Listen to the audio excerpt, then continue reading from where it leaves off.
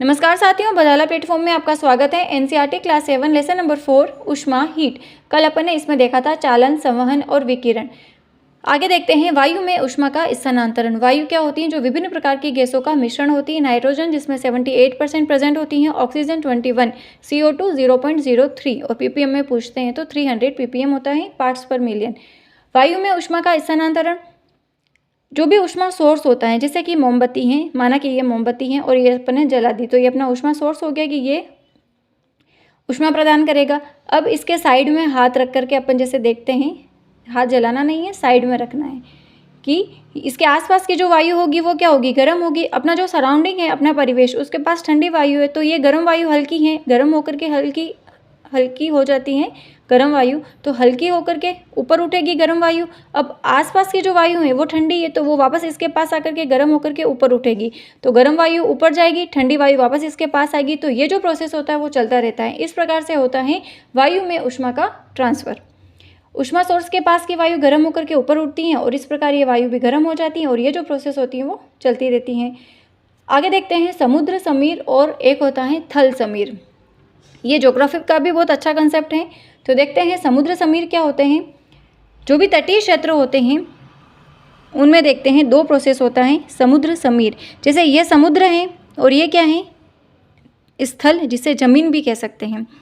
अब ये सूर्य है तो सूर्य के टेम्परेचर की वजह से ये जो समुद्र का पानी है वो गर्म हो रहा है और ये ज़मीन भी गर्म हो रही है। अब इन दोनों का कंपेयर करते हैं तो इस समुद्र के पानी की अपेक्षा ये जो ज़मीन है वो जल्दी गर्म होती है, जबकि ये इसके कंपेयर में बहुत धीमी गति से गर्म होता है।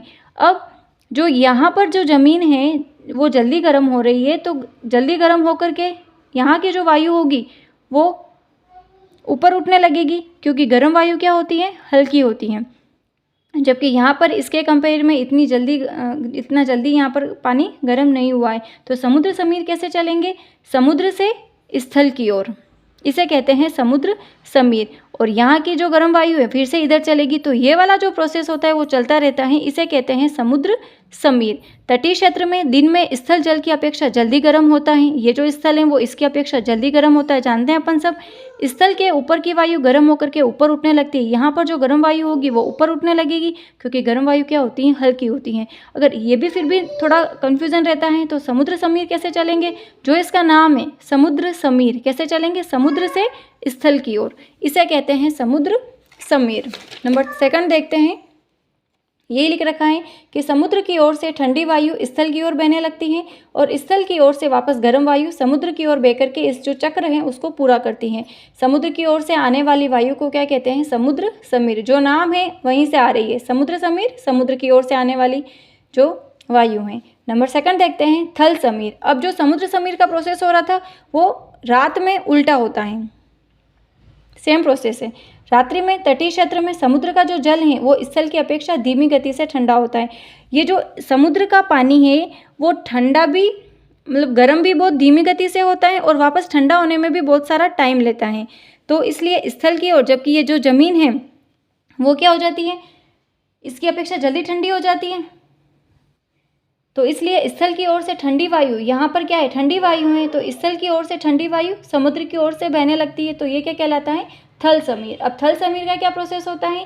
थल से समुद्र की ओर चलेगा और ये जो प्रोसेस है वो चलता रहता है, इसे कहते हैं थल समीर। ये थल समीर कैसे चल रहा है? थल से समुद्र की तरफ चल रहा है, क्योंकि यहाँ पर क्या है? ठंडा है और यहाँ पर गर्म है, वापस ये चक्र चलता रहता है, इसे कहते हैं थल समीर। इनके नाम से स्पष्ट हैं। आई होप आपको समझ में आया होगा। तो ये लेसन अपना कंप्लीट है और इसमें एक छोटा सा टॉपिक था कि जो गर्मी और सर्दियों में किस प्रकार के वस्त्र पहने जाते हैं। तो गर्मियों में अपन किस प्रकार से वस्त्र पहनते हैं? हल्के वस्त्र पहने जाते हैं, सफ़ेद या हल्के रंग के, और जबकि सर्दियों में गहरे रंग के वस्त्र अधिक पहनते हैं, क्योंकि हल्के रंग के जो कपड़े होते हैं वो क्या करते हैं? जो ऊष्मीय रेडिएशंस होती हैं उसके अधिकांश भाग को रिफ्लेक्ट कर देते हैं, परावर्तित कर देते हैं। इसलिए गर्मियों में अपन हल्के रंग के वस्त्र पहनते हैं, जबकि सर्दियों में ऊनी वस्त्र पहनते हैं। ऊन क्या होती है? ऊष्मारोधी होती हैं और ऊन के जो रेशे होते हैं, फाइबर्स, उसके बीच में जो वायु फंसी रहती हैं और जो क्या करती है? हमारे शरीर को ऊष्मा, हमारे जो बॉडी है उसको ठंडे परिवेश से विकिरित होने से रोकती हैं, इसलिए हमें गर्मी का एहसास होता है। तो सर्दियों में ऊन के कपड़े पहने जाते हैं। ये एहसास अभी कर सकते हैं, अभी थोड़ा समय आने वाला है सर्दियों का। तो ये लेसन अपना कंप्लीट है। अब इसकी जो समरी है कि इस लेसन में अपन ने क्या स्टडी किया है, तो सबसे पहले क्या देखा था, ऊष्मा। ऊष्मा क्या होती है कि ऊर्जा का रूप होती है, जिसकी यूनिट वगैरह जूल होती है, देखा था अपन ने। और ऊष्मा क्या होती है, क्या बताती हैं कि कोई भी वस्तु गर्म है या ठंडी, जबकि टेम्परेचर क्या बताता है कि कोई वस्तु कितनी गर्म है और कितनी ठंडी है। डॉक्टरी थर्मामीटर देखा था, उसका उपयोग बॉडी का टेम्परेचर मापने के लिए किया जाता है। और इस थर्मामीटर का जो टेम्परेचर रेंज होता है वो 35 डिग्री से 42 डिग्री सेंटीग्रेड तक होता है। ऐसा क्यों होता है, क्योंकि मानव शरीर का जो तापमान होता है, सामान्य टेम्परेचर 37 डिग्री सेंटीग्रेड होता है, और इसलिए वो 35 से 42 डिग्री के मध्य में होता है। जबकि लेबोरेटरी थर्मामीटर जो होता है उसमें टेम्परेचर रेंज कितना होता है, -10 डिग्री सेंटीग्रेड से 110 डिग्री सेंटीग्रेड के मध्य में। और जो हीट होती है उसका फ्लो कैसे होता है, हाई टेम्परेचर से लो टेम्परेचर की तरफ। अपन ने ऊष्मा स्थानांतरण की या ऊष्मा संचरण की 3 मेथड देखी थी, चालन, संवहन और विकिरण। चालन जो केवल ठोस प्रदर्शित करते हैं, और ठोसों में क्या होता है, ऊष्मा चालन, मतलब कि जो ठोस होते हैं उसमें ऊष्मा का संचरण चालन मेथड से होता है, कंडक्शन कह सकते हैं। और ऊष्मा चालक क्या होते हैं, जो पदार्थ अपने से ऊष्मा को आसानी से प्रवाहित होने देते हैं उसे ऊष्मा चालक कहते हैं।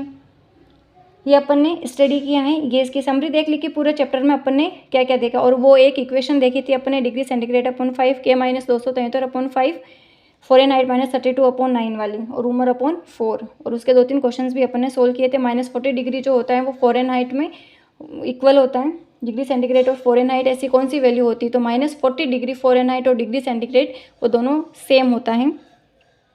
तो 2 क्वेश्चंस देख लेते हैं, आगे के क्वेश्चंस अपन कल स्टडी करेंगे। तो क्वेश्चन नंबर 1 है कि किसी वस्तु की उष्णता की कोटि की माप कैसे ज्ञात कर सकते हैं, टेम्परेचर, माप के द्वारा, आर्द्रता या डेंसिटी, घनत्व के द्वारा। तो किसके द्वारा पता लगा सकते हैं, टेम्परेचर के द्वारा। क्वेश्चन नंबर 2, ऊर्जा की क्या इकाई होती है, तो ऊर्जा क्या होती है, जूल, किलोग्राम, मीटर, सेंटीमीटर। ऊर्जा की क्या इकाई होती है, जूल। बाकी के क्वेश्चंस अपन कल स्टडी करेंगे, उसके बाद अगला लेसन शुरू करेंगे। तो वीडियो यूज़फुल लगे तो लाइक, शेयर एंड सब्सक्राइब। जीवन एक एक्सपेरिमेंट है, इसलिए एक्सपेरिमेंट करते रहना चाहिए। Thank you.